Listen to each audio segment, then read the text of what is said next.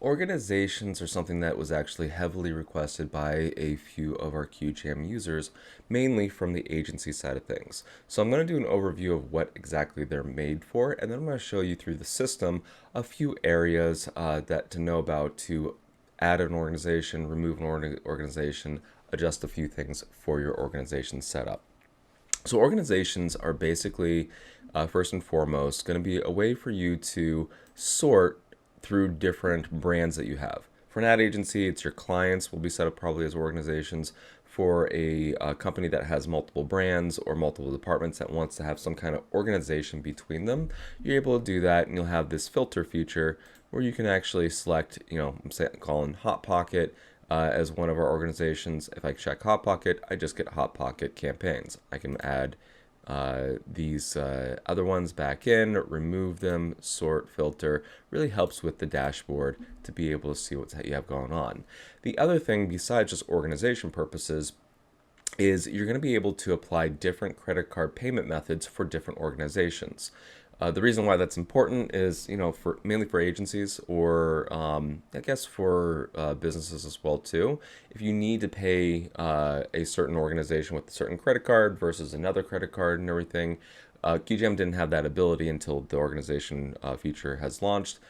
So now you're able to do that. You will also be invoiced by organizations, not by your login as well too. So all your invoices will be tied to organizations, which we know will help with accounting as well too. Effective April 2024, though, we also have a change where we're moving to threshold billing. So once your campaigns hit a certain budget threshold, your card will be automatically charged versus being charged just once at the end of a month. You will still have a charge at the end of the month for whatever's remaining and everything, but if your billing threshold is $50, every time you get past $50, your card will be automatically charged, very similar to how Facebook and Google does their credit card processing.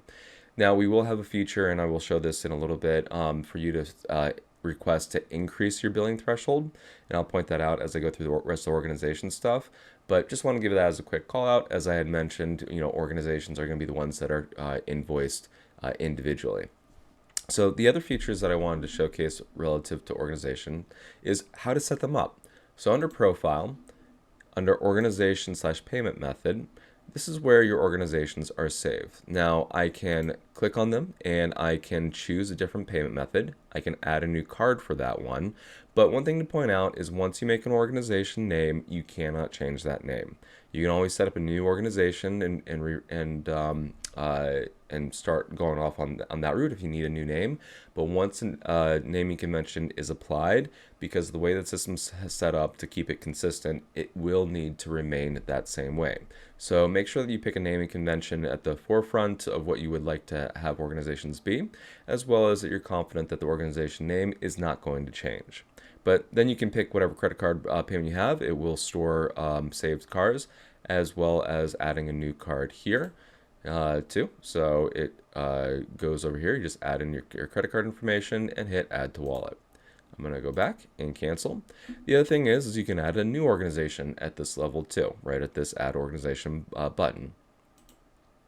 So you click on that and it brings you to this screen where you can type in your next organization. You can apply a pre-existing credit card that's already in the system, or you can add a new credit card as well.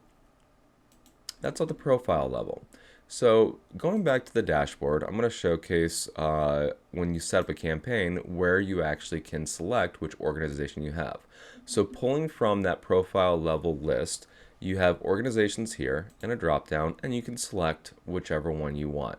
Now we realize that some people might be setting up campaigns and they might realize, oh, dang it, I have to set up a new organization and then I don't want to leave to go back into the profile. So we did make a really nice feature here of this plus button where you can actually just set up the organization that you want right here. Same exact kind of setup screen where you can select a pre-existing credit card, add a new credit card to it.